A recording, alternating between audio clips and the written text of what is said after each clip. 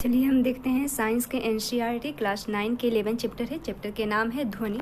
हम देखते हैं साउंड के बारे में। तो हम प्रतिदिन विभिन्न स्रोतों जैसे मानव, पक्षियों, घंटियों, मशीनों, वाहनों, टेलीविजन, रेडियो आदि की ध्वनि सुनते हैं। ध्वनि ऊर्जा का एक रूप है जो हमारे कानों में श्रवण का संवेदन उत्पन्न करती है। ऊर्जा के अन्य रूप भी है जैसे यांत्रिक ऊर्जा, प्रकाश ऊर्जा आदि। पिछले अध्याय में आप यांत्रिक ऊर्जा का अध्ययन कर चुके हैं। आपको ऊर्जा संरक्षण के बारे में ज्ञात है। इससे के अनुसार आप ऊर्जा को न तो उत्पन्न कर सकते हैं और न ही नष्ट कर सकते हैं। आप इसे केवल एक से दूसरे रूप में रूपांतरित कर सकते हैं। जब आप ताली बजाते हैं तो ध्वनि उत्पन्न होती है। क्या आप अपनी ऊर्जा का उपयोग किए बिना ध्वनि उत्पन्न कर सकते हैं? ध्वनि उत्पन्न करने के लिए आपने ऊर्जा के किस रूप का उपयोग किया है? इस अध्याय में हम सीखेंगे कि ध्वनि कैसे उत्पन्न होती है और किसके माध्यम से यह किस प्रकार संचरित होकर हमारे कानों द्वारा ग्रहण की जाती है। तो ध्वनि का उत्पन्न देखें तो क्रियाकलाप 11.1 देखें तो एक सौवृत्त द्विभुज लीजिए और इसकी किसी भुजा को एक रबर के पैड पर मार कर इससे कंपित कीजिए और इससे अपने कान के समीप लगाइए। और क्या आप कोई ध्वनि सुन पाते हैं? कंपमान सौवृत्त द्विभुज की एक भुजा को अपनी अंगुलियों से स्पर्श कीजिए और अपने अनुभव को अपने मित्रों के साथ बांटिए। अब एक टेबल टेनिस या एक छोटी प्लास्टिक की गेंद को एक धागे की सहायता से किसी आधार से लटकाइए, यानी एक लंबी सुई की धागा लीजिए और धागे के एक सिरे पर एक गांठ लगाइए और सुई की सहायता से धागे को गेंद में पिरोइए और पहले कंपन न करते हुए सौवृत्त द्विभुज की एक भुजा से गेंद को स्पर्श कीजिए और फिर कंपन करते हुए सौवृत्त द्विभुज की एक भुजा से गेंद को स्पर्श कीजिए। देखिए क्या होता है। अपने मित्रों के साथ विचार विमर्श कीजिए कि और दोनों अवस्थाओं में अंतर की व्याख्या करने का भी प्रयास कीजिए। क्रियाकलाप दूसरा देखें तो एक बीकर या गिलास को ऊपर तथा पानी से भरिए और कंपमान सौवृत्त त्रिभुज की एक भुजा को चित्र 11.2 में दर्शाए अनुसार पानी की सतह से स्पर्श कराइए और अब यह चित्र 11.3 में दर्शाए अनुसार कंपमान सौवृत्त त्रिभुज की दोनों भुजाओं को पानी में डुबोइए। देखिए कि दोनों अवस्थाओं में क्या होता है। अपने साथियों के साथ विचार विमर्श कीजिए कि ऐसा क्यों होता है। उपर्युक्त क्रियाकलापों से आप निष्कर्ष निकाल सकते हैं कि क्या आप उपर्युक्त क्रियाकलापों से आप निष्कर्ष निकालते हैं क्या आप किसी कंपमान वस्तु के बिना ध्वनि उत्पन्न कर सकते हैं? जब तक वर्णित क्रियाकलाप में हमने सौवृत्त द्विभुज से आघात द्वारा ध्वनि उत्पन्न की, हम विभिन्न वस्तुओं में घर्षण द्वारा खरोंच कर, रगड़ कर, वायु फूंक कर या उसको हिलाकर ध्वनि उत्पन्न कर सकते हैं। इस क्रियाकलाप में हम क्या करते हैं? हम वस्तु को कंपमान करते हैं और ध्वनि उत्पन्न करते हैं। कंपन का अर्थ होता है किसी वस्तु का तेजी से बार बार इधर उधर गति करना। मनुष्य में वाक् ध्वनि उनके वाक् तंतुओं के कंपित होने के कारण उत्पन्न होती है। जब कोई पक्षी अपने पंख को फहराती है तो क्या आप कोई ध्वनि सुनते हैं? क्या आप जानते हैं कि मक्खी भिनभिनाने की ध्वनि कैसे उत्पन्न करती है? एक खींचे हुए रबर के छिल्ले को बीच में से खींचकर छोड़ने पर यह कंपन करता है और ध्वनि उत्पन्न करता है। यदि आपने कभी ऐसा नहीं किया है तो इसे कीजिए और तनी हुई रबर के छल्ले के कंपनों को देखिए। क्रियाकलाप तीसरा देखें तो विभिन्न वाद्य यंत्रों की सूची बनाइए और अपने मित्रों के साथ विचार विमर्श कीजिए कि ध्वनि उत्पन्न करने के साथ इन वाद्य यंत्रों का कौन सा भाग कंपन करता है। ध्वनि का संचरण देखें। हम जानते हैं कि ध्वनि कंपन करती हुई वस्तुओं द्वारा उत्पन्न होती है। द्रव्य या पदार्थ जिससे होकर ध्वनि संचरित होती है यह माध्यम कहलाता है। यह ठोस, द्रव या गैस हो सकता है। स्रोत से उत्पन्न होकर ध्वनि सुनने वाले एक किसी माध्यम से होकर पहुंचती है। जब कोई वस्तु कंपन करती है तो यह अपने चारों ओर विद्यमान माध्यम के कणों को कंपमान कर देती है और ये कण कंपमान वस्तु से हमारे कानों तक स्वयं गति कर नहीं पहुंचती। सबसे पहले कंपमान वस्तु के संपर्क में रहने वाले माध्यम के कण अपनी संतुलित अवस्था में विस्थापित होते हैं। ये अपने समीप के कणों पर एक बल लगाते हैं जिसके फलस्वरूप निकटवर्तीय कण अपनी विराम अवस्था से विस्थापित हो जाती है और निकटवर्तीय कणों को विस्थापित करने के पश्चात प्रारंभिक कण अपनी मूल अवस्थाओं में वापस लौट आते हैं। माध्यम में यह प्रक्रिया तब तक चलती रहती है जब तक कि ध्वनि आपके कानों तक नहीं पहुंच जाती। माध्यम में ध्वनि द्वारा उत्पन्न विक्षोभ यानी माध्यम के कण नहीं तो विक्षोभ माध्यम से होता हुआ संचरित होता है। तरंग एक विक्षोभ है जो किसी माध्यम से होकर गति करता है और माध्यम के कण निकटवर्तीय कणों में गति उत्पन्न कर देते हैं। ये कण इसी प्रकार की गति अन्य कणों में उत्पन्न करते हैं। माध्यम के कण स्वयं आगे नहीं बढ़ते लेकिन विक्षोभ आगे बढ़ जाते हैं। किसी माध्यम में ध्वनि के संचरण के समय ठीक ऐसा नहीं होता, इसलिए ध्वनि को तरंग के रूप में जाना जाता है। ध्वनि तरंगे माध्यम के कणों की गति द्वारा अभिलक्षित की जाती है और यांत्रिक तरंगे कहलाती है। ध्वनि के संचरण के लिए वायु सबसे अधिक सामान्य माध्यम है। जब कोई कंपमान वस्तु आगे की ओर कंपन करती है तो अपने सामने की वस्तु को धक्का देकर संपीड़ित करती है और इस प्रकार एक उच्च दाब का क्षेत्र उत्पन्न होता है। इस क्षेत्र को संपीड़न शी कहते हैं, जैसे चित्र 11.4 में है। और यह संपीड़न कंपमान वस्तु से दूर आगे की ओर गति करती है। जब कंपमान वस्तु पीछे की ओर कंपन करती है तो एक निम्न दाब का क्षेत्र उत्पन्न होते हैं जिसे विरलन आर कहते हैं। और जब वस्तु कंपन करती है अर्थात आगे और पीछे तेजी से गति करती है तो वायु में संपीड़न और विरलन की एक श्रेणी बन जाती है। यही संपीड़न और विरलन ध्वनि तरंग बनते हैं जो माध्यम से होकर संचरित होते हैं। और संपीड़न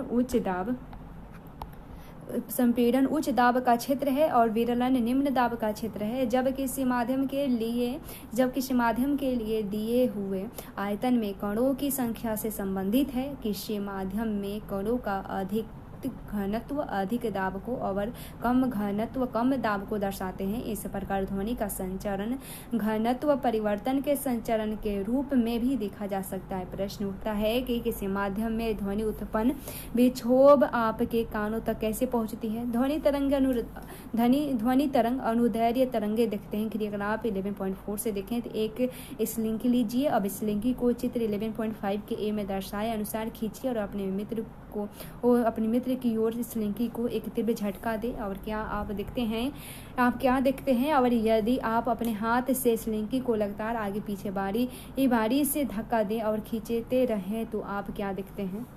यदि आप स्लिंकी पर एक चिन्ह लगा दें तो आप देखेंगे कि स्लिंकी पर लगा चिन्ह विक्षोभ के संचरण की दिशा में के समानांतर आगे पीछे गति करता है। उन क्षेत्रों को जहां स्लिंकी की कुंडलियां आसपास आ जाती है स्पीडन शी और उन क्षेत्रों को जहां कुंडलियां दूर दूर जाती है विरलन आर कहते हैं। हम जानते हैं कि किसी माध्यम में इस ध्वनि संपीड़नों तथा विरलनों के रूप में संचरित होती है। अब आप किसी स्लिंकी में विक्षोभ के संचरण तथा किसी माध्यम में विक्षोभ की तुलना कर सकते हैं। ये तरंगे अनुदैर्घ्य तरंगे कहलाती हैं और इन तरंगों में माध्यम के कणों का विस्थापन विक्षोभ के संचरण की दिशा के समानांतर होता है। कण एक स्थान से दूसरे स्थान तक गति नहीं करते लेकिन अपनी विराम अवस्था से आगे पीछे ढोलन करते हैं। ठीक इसी प्रकार ध्वनि तरंगे संचरित होती है एवं ध्वनि तरंगे अनुदैर्घ्य तरंगे हैं। यदि आप स्लिंकी को अपने हाथ में पकड़े सिरे को आगे पीछे धक्का न देकर दाएं बाएं हिलाए तब भी आपको स्लिंकी में तरंग उत्पन्न होती दिखाई देगी। और इस तरंग में कण तरंग संचरण की दिशा में कंपन नहीं करते लेकिन तरंग के चलने की दिशा के लंबवत अपनी विराम अवस्था के ऊपर नीचे कंपन करते हैं। इस प्रकार की तरंग को अनुप्रस्थ तरंग कहते हैं। इस प्रकार अनुप्रस्थ तरंग वह तरंग है जिसमें माध्यम के कण अपनी माध्यम स्थितियों पर तरंग के संचरण की दिशा के लंबवत गति करते हैं। किसी तालाब में पत्थर का टुकड़ा फेंकने पर जल की सतह पर दिखाई देने वाले तरंग अनुप्रस्थ तरंग का एक उदाहरण है। प्रकाश भी अनुप्रस्थ तरंग है किंतु प्रकाश में ढोलन माध्यम के कणों या उनके दाब या घनत्व के नहीं होते और प्रकाश तरंगे यांत्रिक तरंगे नहीं हैं। आप अनुप्रस्थ तरंगों के बारे में अधिक जानकारी के लिए उच्च कक्षाओं में पढ़ेंगे। ध्वनि तरंग के अभिलक्षण देखें तो किसी ध्वनि तरंग के विभिन्न निम्नलिखित अभिलक्षण होते हैं। आवृत्ति आयाम वेग। ध्वनि तरंग को ग्राफीय रूप में चित्र 11.6 के सी में दिखाया गया है जो प्रदर्शित प्रदर्शित करता है कि जब ध्वनि तरंग किसी माध्यम में गति करती है तो घनत्व तथा दाब में कैसे परिवर्तन होता है। किसी निश्चित समय पर माध्यम का घनत्व तथा दाब दोनों ही उनके औसत मान से ऊपर और नीचे दूरी के साथ परिवर्तित होते हैं। चित्र 11.6 के ए तथा 11.6 के बी प्रदर्शित करता है कि जब ध्वनि तरंग माध्यम में संचरित होती है तो घनत्व तथा दाब में क्या उतार चढ़ाव होते हैं। संपीड़न वह क्षेत्र है जहां कण पास आ जाते हैं और इन्हें वक्र के ऊपरी भाग में दिखाया गया है। चित्र 11.6 के सी में दिखाया गया शिखर अधिकतम संपीड़न के क्षेत्र को प्रदर्शित करता है। इस प्रकार संपीड़न वह क्षेत्र है जहां घनत्व तथा दाब दोनों ही अधिक होते हैं। विरलन निम्न दाब के क्षेत्र है जहां कण दूर दूर हो जाते हैं और उन्हें घाटी से प्रदर्शित करते हैं। इन्हें वक्र के निम्न भाग में दिखाया गया है। चित्र 11.6 के सी शिखर को तरंग का श्रृंग तथा घाटी को गर्त कहा जाता है। दो क्रमागत संपीड़नों सी अथवा दो क्रमागत विरलनों आर के बीच की दूरी तरंग दैर्घ्य कहलाती है। तरंग दैर्घ्य को साधारणतः ग्रीक अक्षर लेम्डा से निरूपित किया जाता है। इसका एसआई मात्रक मीटर है।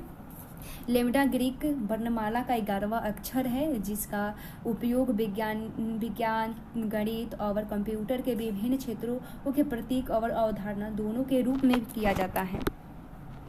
हेनरीच रूडोल्फ हर्ट्ज का जन्म 22 फरवरी 1857 को हैम्बर्ग जर्मनी में हुआ और उनकी शिक्षा बर्लिन विश्वविद्यालय में हुई। उन्होंने जेसी मैक्सवेल के विद्युत चुंबकीय सिद्धांत के प्रयोगों द्वारा पुष्टि की। उन्होंने रेडियो, टेलीफोन, टेलीग्राफ तथा टेलीविजन के भी भविष्य में विकास की नींव रखी।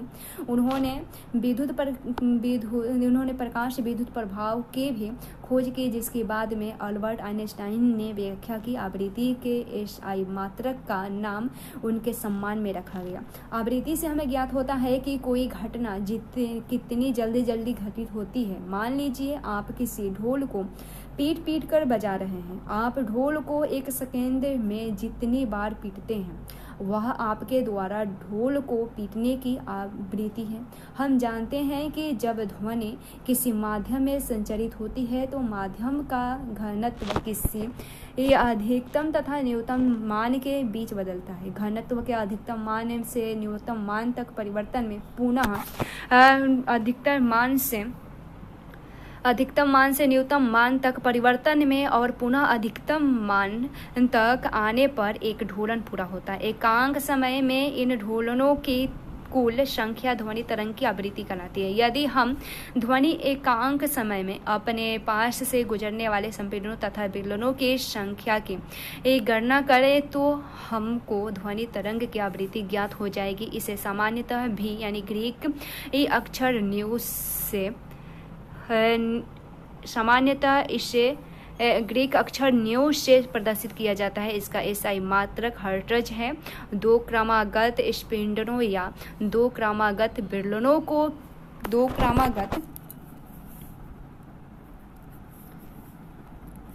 क्रमागत स्पिंडलों या 2 क्रमागत विरलनों को किसी निश्चित बिंदु से गुजरने में लगे समय को तरंग का आवर्तकाल कहते हैं।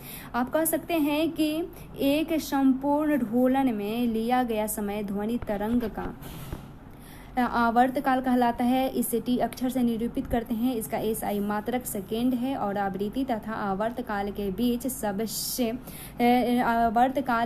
बीच संबंध को निम्न प्रकार व्यक्त किया जा सकता है। जैसे न्यू बराबर N1/T है और इस प्रकार एक उच्च तारत्व की ध्वनि से हमें ज्ञात होता है कि किसी बिंदु से एकांक समय में स्पीडन तथा विरलन की अधिक संख्या गुजरती है। किसी ऑर्केस्ट्रा में वाद्यविलीन में वायलिन तथा बांसुरी एक ही समय बजाई जाती है। दोनों ध्वनियाँ एक ही माध्यम यानी वायु में चलती हैं और हमारे कानों तक एक ही समय पर पहुँचती है। दोनों ही स्रोतों की ध्वनियाँ एक ही चाल से चलती है लेकिन जो ध्वनियाँ हम ग्रहण करते हैं वे भिन्न भिन्न है। ऐसे ध्वनियों से जुड़े विभिन्न अभिलक्षणों के कारण है। तारत्व इनमें से एक अभिलक्षण है। किसी उत्सर्जित ध्वनि की आवृत्ति को मस्तिष्क किस प्रकार अनुभव करता है उससे तारत्व तारत्व कहते हैं किसी स्रोत का कंपन जितनी शीघ्रता से होता है आवृत्ति उतनी ही अधिक होती है और उसका तारत्व भी अधिक होता है। इसी प्रकार जिस ध्वनि का तारत्व कम होता है उसकी आवृत्ति भी कम होती है, जैसे कि चित्र 11.7 में दर्शाया गया है। और विभिन्न प्रकार तथा आकृति की वस्तुएं विभिन्न आवृत्तियों के साथ कंपन करती है और विभिन्न तारत्व की ध्वनियां उत्पन्न करती है। इन किसी माध्यम में मूल स्थिति के दोनों ओर अधिकतम विक्षोभ को तरंग का आयाम कहते हैं। इसे साधारणतः अक्षर ए से निरूपित किया जाता है, जैसा कि चित्र 11.6 के सी में दिखाया गया है। ध्वनि के लिए इसका मात्रक दाब या घनत्व का मात्रक होगा और जैसे कि 11.6 के सी में दिखाया गया है ध्वनि के लिए इसका मात्रक दाब या घनत्व का मात्रक होगा। ध्वनि की प्रबलता या मृदुता मूलतः इसके आयाम से ज्ञात की जाती है। यदि हम किसी मेज पर धीरे से चोट मारे तो हमें एक मृदु ध्वनि सुनाई देगी क्योंकि हम कम ऊर्जा की ध्वनि उत्पन्न करते हैं। यदि हम मेज पर जोर से चोट मारे तो हमें प्रबल ध्वनि सुनाई देगी।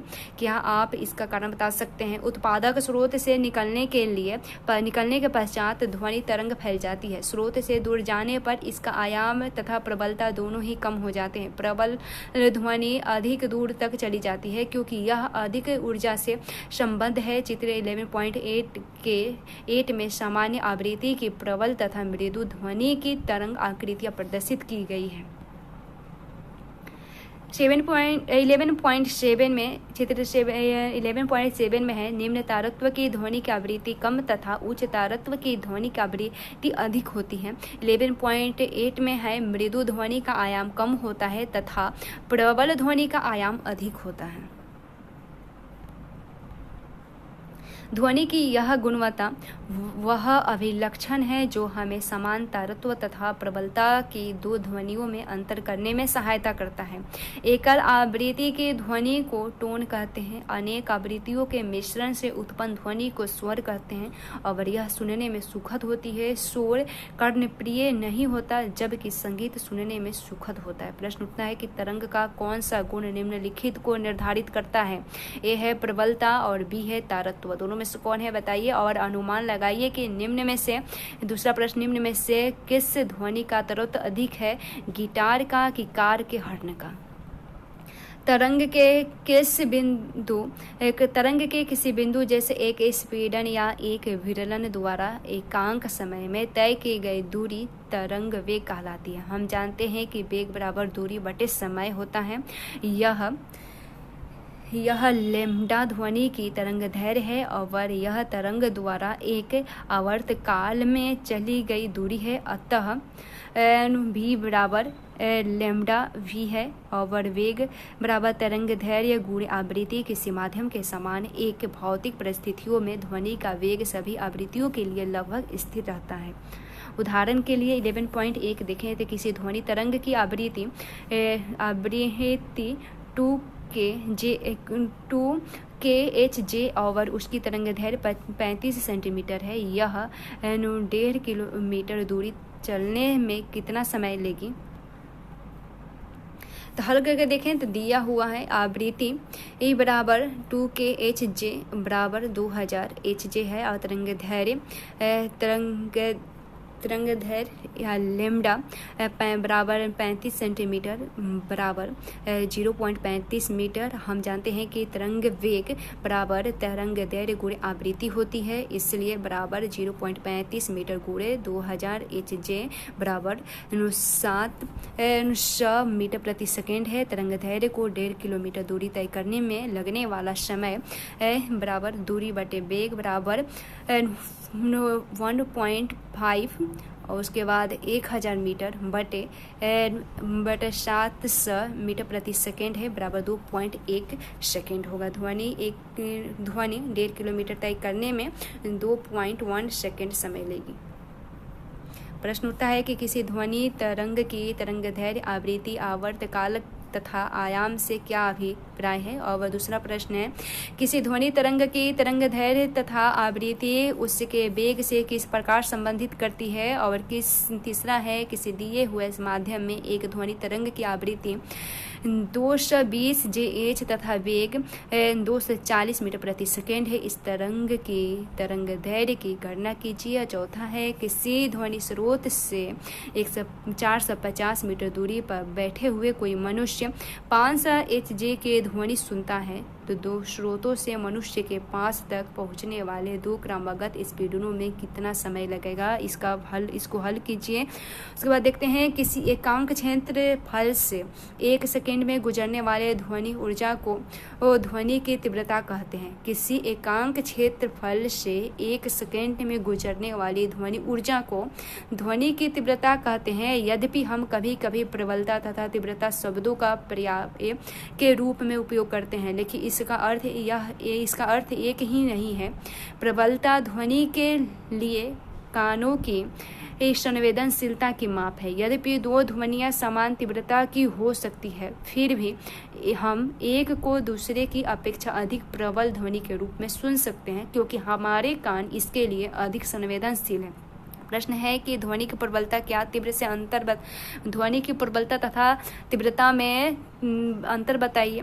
उसके बाद देखते हैं, विभिन्न माध्यमों में ध्वनि की चाल देखते हैं। किसी माध्यम में ध्वनि एक निश्चित चाल से संचरित होती है। किसी पटाखे या तरीत के गर्जन के ध्वनि प्रकाश की चमक दिखाई देने के कुछ देर बाद सुनाई देती है। इसलिए हम यह निष्कर्ष निकाल सकते हैं कि ध्वनि की चाल प्रकाश की चाल से बहुत कम है। ध्वनि की चाल उस माध्यम के गुणों पर निर्भर करती है जिसमें ये संचरित होती है। आप इस संबंध को अपनी उच्च कक्षाओं में सीखेंगे। और किसी माध्यम में ध्वनि की चाल माध्यम के ताप पर निर्भर करती है। जब हम ठोस से गैसीय अवस्था की ओर जाते हैं तो ध्वनि की चाल कम होती जाती है। किसी भी माध्यम में ताप बढ़ने पर ध्वनि की चाल भी बढ़ती है। उदाहरण के लिए वायु में ध्वनि की चाल 0 डिग्री सेल्सियस पर 131 मीटर प्रति सेकेंड तथा 22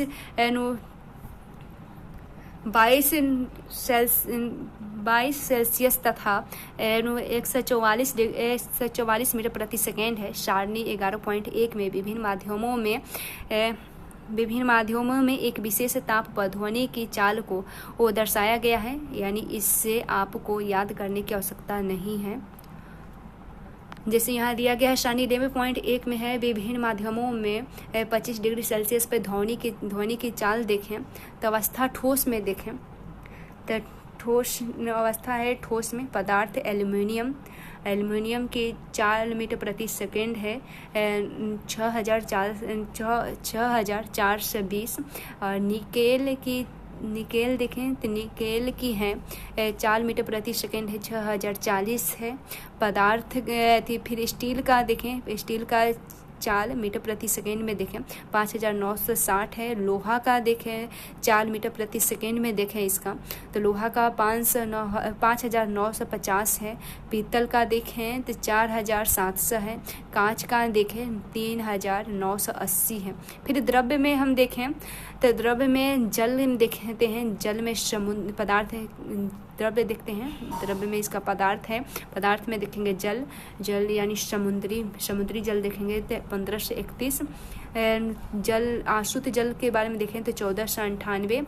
इथेनॉल के देखें तो 1207 और मिथेनॉल के देखें 1103 है मीटर प्रति सेकेंड इसका चाल है। उसके बाद गैस में देखें, गैस में पदार्थ में देखें हाइड्रोजन का देखें, हाइड्रोजन का मीटर प्रति सेकेंड चाल है इसका 1284। हीलियम का है 965। वायु का है 346। ऑक्सीजन का है 316। सल्फर डाइऑक्साइड का है 213। प्रश्न है, वायु, जल या लोहे में से किस माध्यम में ध्वनि सबसे तेज होती है। अभी सारणी के हिसाब से देख सकते हैं। उसके बाद ध्वनि का परिवर्तन देखें। किसी ठोस या द्रव से टकराकर ध्वनि उसी प्रकार वापस लौटनी है जैसे कोई रबर की गेंद किसी दीवार से टकराकर वापस आती है। प्रकाश की भांति ध्वनि भी किसी किसी ठोस या द्रव की सतह से परिवर्तित होती है तथा परिवर्तन के उन्हीं नियमों का पालन करती है जिसका अध्ययन आप पिछले कक्षाओं में कर चुके हैं। परिवर्तक सतह पर खींचे गए अभिलंब तथा ध्वनि के आपतन होने की दिशा तथा परिवर्तन होने की दिशा के बीच बने कोण आपस में बराबर होते हैं। ये तीनों दशाएं एक ही तल में होती है। ध्वनि तरंगों के परिवर्तक के लिए बड़े आकार के अवरोधक की आवश्यकता होती है जो चाहे पॉलिश किए हुए हो या खुरदरे हो। क्रियाकलाप 11.5 देखिए चित्र 11.9 के भांति दो एक जैसे पाइप लीजिए और आप चार्ट पेपर की सहायता से ऐसे पाइप बना सकते हैं। पाइपों की लंबाई पर्याप्त होनी चाहिए चार्ट पेपर की लंबाई के बराबर और इन्हें दीवार के समीप किसी मेज पर व्यवस्थित कीजिए। एक पाइप के एक खुले सिरे के पास एक घड़ी रखिए तथा दूसरे पाइप की ओर घड़ी की ध्वनि सुनने की कोशिश कीजिए और दोनों पाइपों की स्थिति को इस प्रकार समायोजित कीजिए जिससे कि आपको घड़ी की ध्वनि अच्छी तरह स्पष्ट सुनाई देने लगे और इन पाइपों तथा अभिलंब के बीच कोणों को मापिए तथा इनके बीच के संबंध को देखिए। दाईं ओर के पाइप को ऊर्ध्वाधर दिशा में थोड़ी सी ऊंचाई तक उठाइए और देखिए क्या होता है। इस क्रियाकलाप में घड़ी के स्थान पर किसी कंपन मोड पर रखे मोबाइल फोन का उपयोग किया जा सकता है। यह है ध्वनि का परिवर्तन। प्रतिध्वनि देखें तो किसी उचित परिवर्तक वस्तु जैसे किसी इमारत अथवा पहाड़ के निकट आदि आप जोर से चिल्लाइए या ताली बजाएं तो आपको कुछ समय पश्चात वही ध्वनि फिर से सुनाई देगी।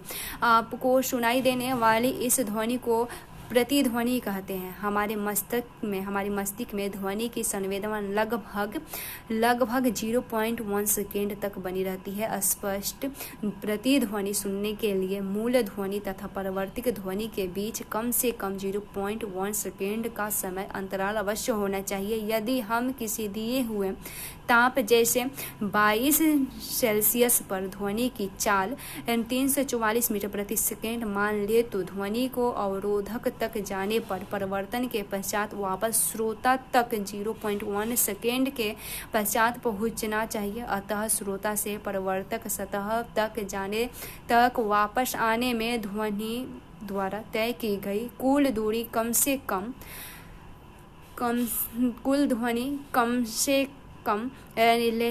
34.4 मीटर होनी चाहिए। और अतः स्पष्ट प्रतिध्वनि सुनने के लिए अवरोधक के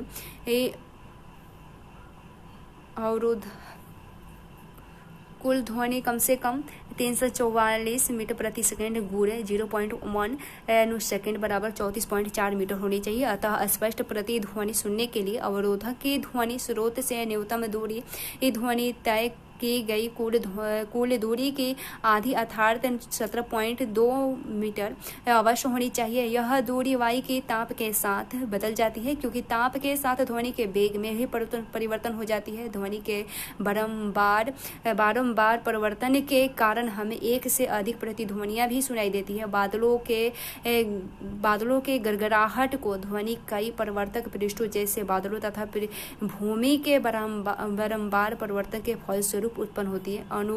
अनुरण देखें तो किसी बड़े हॉल में उत्पन्न होने वाली ध्वनि दीवारों से बारंबार परिवर्तन के कारण काफी समय तक चली रहती है जब तक कि यह इतनी कम न हो जाए कि यह सुनाई ही न दे। और यह बारंबार परिवर्तन जिसके कारण ध्वनि निर्बंध होता है अनुरण कहलाता है। किसी सभा भवन या बड़े हॉल में अत्यधिक अनुरण अत्यंत वांछनीय है। अनुरण को कम करने के लिए सभा भवन की छतों तथा दीवारों पर ध्वनि अनुशोधक पदार्थ जैसे स्पीडन फाइबर बोर्ड खुरदरे प्लास्टर अथवा पर्दे लगे होते हैं और शीटों के पदार्थों का चुनाव इसके ध्वनि अवशोषक गुणों के आधार पर भी किया जाता है। उदाहरण के लिए 11.2 एक मनुष्य किसी एक खड़ी चट्टान के पास ताली बजाता है और उसकी प्रतिध्वनि 2 सेकेंड के पश्चात सुनाई देती है। यदि ध्वनि की चाल 346 मीटर प्रति सेकेंड लीजिए तो चट्टान पर मनुष्य के बीच की दूरी कितनी होगी? हल करके देखें तो ध्वनि की चाल भी बराबर जो ध्वनि की चाल भी बराबर 346 मीटर प्रति सेकेंड। प्रति ध्वनि सुनने में लिया गया समय बराबर 2 सेकेंड। प्रतिध्वनि द्वारा चली गई दूरी ए बराबर भी गुणे टी बराबर 346 मीटर प्रति सेकेंड गुणे 2 सेकेंड बराबर और 692 मीटर और 692 मीटर होगा। 2 सेकेंड में ध्वनि ने चट्टान तथा मनुष्य के बीच की दोगुनी दूरी तय की। एवं चट्टान तथा मनुष्य के बीच की दूरी बराबर 292 मीटर प्रति सेकेंड बराबर 342 मीटर है। प्रश्न उठता है कि कोई प्रतिध्वनि 3 सेकेंड पश्चात सुनाई देती है। यदि ध्वनि की चाल 342 मीटर प्रति सेकेंड हो तो स्रोत तथा परावर्तक सतह के बीच कितनी दूरी होगी। हल कीजिए और देखते हैं। ध्वनि के बहुल परिवर्तन के अनुप्रयोग देखें तो मेगाफोन या लाउड स्पीकर, हॉर्न, तुरीय तथा शहनाई जैसे वाद्य यंत्र सभी इस प्रकार बनाए जाते हैं कि ध्वनि सभी दिशाओं में फैले बिना केवल एक विशेष दिशा में ही जाती है, जैसे कि चित्र 11.10 में दर्शाया गया है।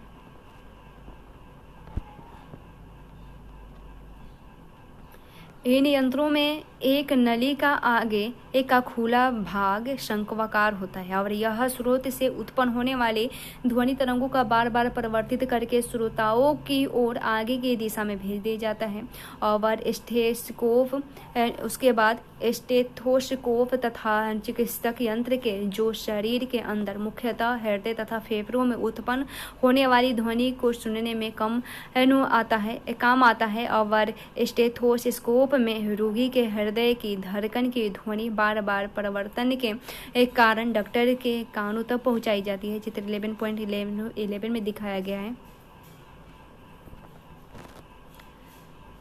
कंसर्ट हॉल सम्मेलन कक्षों तथा सिनेमा हॉल के छतें वक्राकार बनाई जाती है, जिससे कि परिवर्तन के पश्चात ध्वनि हॉल के सभी भागों में पहुंच जाती है। और जैसे कि चित्र 11.12 में दर्शाया गया है, कभी कभी वक्राकार ध्वनि पट्टों को मंच के पीछे रख दिया जाता है, जिससे कि ध्वनि पट से परिवर्तन के पश्चात समान रूप से पूरे हॉल में फैल जाए।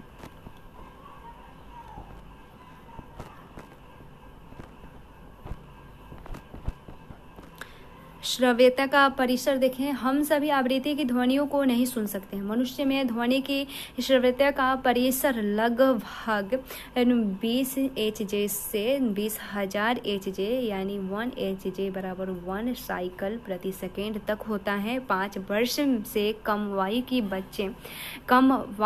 आयु के बच्चे तथा कुछ जंतु जैसे कुत्ते 25 kHJ तक की ध्वनि सुन सकते हैं। जो व्यक्तियों की आयु बढ़ती जाती है उनके कान उच्च आवृत्ति के लिए कम सुग्राही होते जाते हैं। 20 HJ से कम आवृत्ति की ध्वनियों को अश्रव्य ध्वनि कहते हैं। यदि हम अश्रव्य ध्वनि को सुन पाते तो हम किसी लोलक के कंपनों को उसी प्रकार सुन पाते जैसे कि हम किसी मक्खी पंखों के कंपन को सुन पाते हैं। और राइनोसिस यानी गेंडा 5 HJ तक की आवृत्ति की अश्रव्य ध्वनि का उपयोग करके संपर्क स्थापित करता है। हेल तथा हाथी अश्रव्य ध्वनि परिसर की ध्वनि उत्पन्न करते हैं। यह देखा गया है कि कुछ जंतु भूकंप से पहले परेशान हो जाते हैं। भूकंप मुख्य प्रघाती तरंगों से पहले निम्न आवृत्ति की अश्रव्य ध्वनि उत्पन्न करते हैं, जो संभवतः जंतुओं को सावधान कर देते हैं। 20 kHJ से अधिक आवृत्ति के ध्वनियों को प्रश्रव्य ध्वनि या पराध्वनि कहते हैं। और डॉल्फिन, चमगादड़ तथा पोर्पाइज जैसे जंतु पराध्वनि उत्पन्न करते हैं। कुछ प्रजातियों के शलभों के श्रवण यंत्र अत्यंत सुग्राही होते हैं। ये शलभ चमगादड़ों द्वारा उत्पन्न उच्च आवृत्ति की चींटी की ध्वनि को सुन सकते हैं और उन्हें अपने आसपास उड़ते हुए चमगादड़ के बारे में जानकारी मिल जाती है और इस प्रकार स्वयं को पकड़ जाने से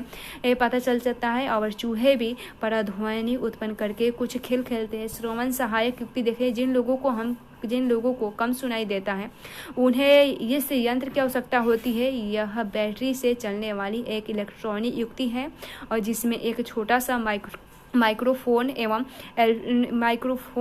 एम्पलीफायर और स्पीकर होता है। जब ध्वनि माइक्रोफोन पर पड़ती है तो वह ध्वनि तरंगों को विद्युत सेकंडों में परिवर्तित कर देता है और एम्पलीफायर इन विद्युत संकेतों को परिवर्धित कर देती है और ये संकेत स्पीकर द्वारा ध्वनि की तरंगों में परिवर्तित कर दी जाती है और ये ध्वनि तरंगे कान के डायफ्राम पर आपतित होती है तथा व्यक्ति को ध्वनि साफ सुनाई देता है। प्रश्न है कि सामान्य मनुष्य के कानों के लिए श्राव्य पराश क्या है? दूसरा है निम्न में से संबंधित आवृत्तियों का पराश क्या है? ए है अश्रव्य ध्वनि, दूसरा है पराध्वनि। पराध्वनि के अनुप्रयोग देखें। पराध्वनि उच्च आवृत्ति की तरंगे है। पराध्वनि अवरोधों की उपस्थिति में भी एक निश्चित पथ पर गमन कर सकती है। उद्योगों तथा चिकित्सा के क्षेत्र में पराध्वनि का विस्तृत रूप में उपयोग किया जाता है। पराध्वनि प्रायः उन भागों को साफ करने में उपयोग की जाती है जिन तक पहुंचना कठिन होता है, जैसे सर्पिलाकार नल्ले, विषम आकार के पुर्जे, इलेक्ट्रॉनिक अवयव आदि। जिन वस्तुओं को साफ करना होता है उन्हें साफ करने वाले मार्जिन विलयन में रखते हैं और इन विलयनों में पराध्वनि तरंगे भेजी जाती है। उच्च आवृत्ति के कारण धूल, चिकनाई तथा गंदगी के कारण अलग होकर नीचे गिर जाती है। इस प्रकार वस्तु पूर्णतया साफ हो जाती है। पराध्वनि का उपयोग धातु के पिंडों में दरारों तथा अन्य दोषों का पता लगाने के लिए किया जाता है। धात्विक घटकों को प्रायः बड़े बड़े भवनों, पुलों, मशीनों तथा वैज्ञानिक उपकरणों को बनाने के लिए उपयोग में लाया जाता है। धातु के ब्लॉकों में विद्यमान दरार या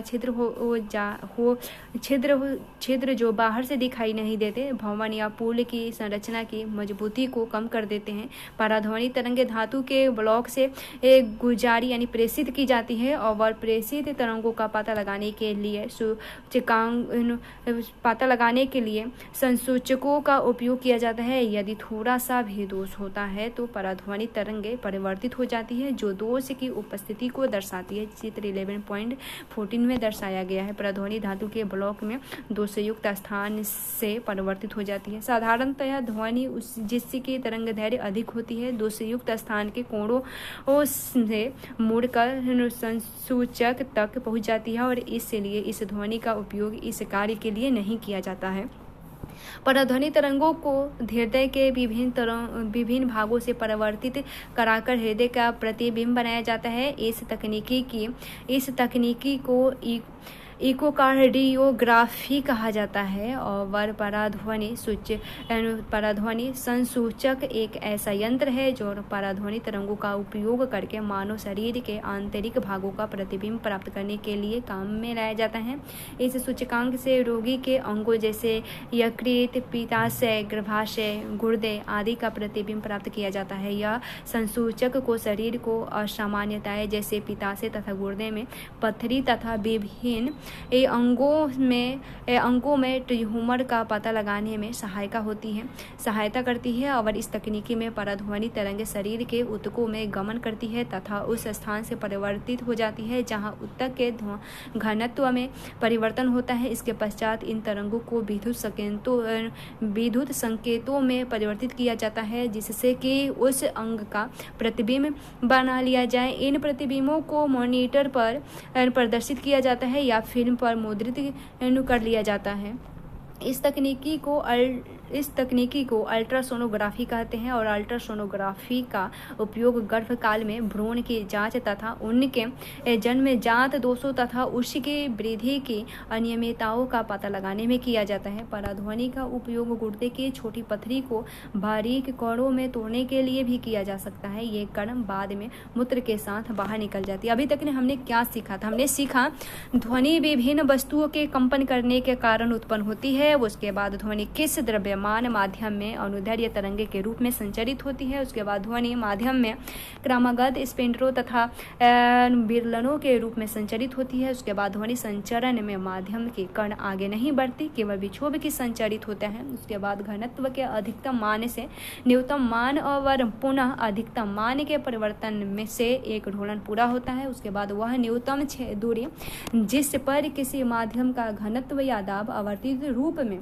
अपने मान की पुनरावृत्ति करता है, ध्वनि की तरंग दैर्घ्य कहलाती है। उसके बाद तरंग दैर्घ्य माध्यम के घनत्व के एक संपूर्ण ढोलन के लिए गए समय को आवर्तकाल कहते हैं। उसके बाद एकांक समय में होने वाले ढोलनों की कुल संख्या की आवृत्ति कहते हैं। उसके बाद ध्वनि का वेग, आवृत्ति तथा तरंग दैर्घ्य में संबंध है भी बराबर यानी वेग बराबर आवृत्ति और तरंग दैर्घ्य ध्वनि की चाल मुख्यतः संचरित होने वाले माध्यम की प्रकृति तथा ताप पर निर्भर होती है।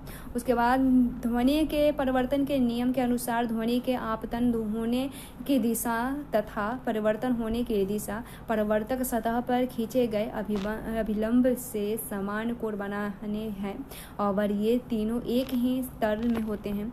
उसके बाद स्पष्ट प्रतिध्वनि सुनने के लिए मूल ध्वनि तथा परिवर्तित ध्वनि के बीच कम से कम 0.1 सेकेंड का समय अंतराल अवश्य होनी चाहिए। उसके बाद किसी आभागार में ध्वनि निर्बंध बारंबार परिवर्तनों के कारण होता है, ये इसे अनुरण्य कहते हैं। उसके बाद ध्वनि का विलक्षण जैसे तारत्व, प्रबलता तथा गुणवत्ता संगत तरंगों के गुणों द्वारा निर्धारित होते हैं। उसके बाद प्रबलता ध्वनि की तीव्रता के लिए एक कानों की शारीरिक अनुक्रिया है। उसके बाद किसी एकांक क्षेत्र से 1 सेकेंड में गुजरने वाली ध्वनि ऊर्जा को ध्वनि की तीव्रता कहते हैं। उसके बाद मानवों में ध्वनि की श्रव्यता की आवृत्ति का औसत परास 20 Hz से 20 NkHz होता है और श्रव्यता के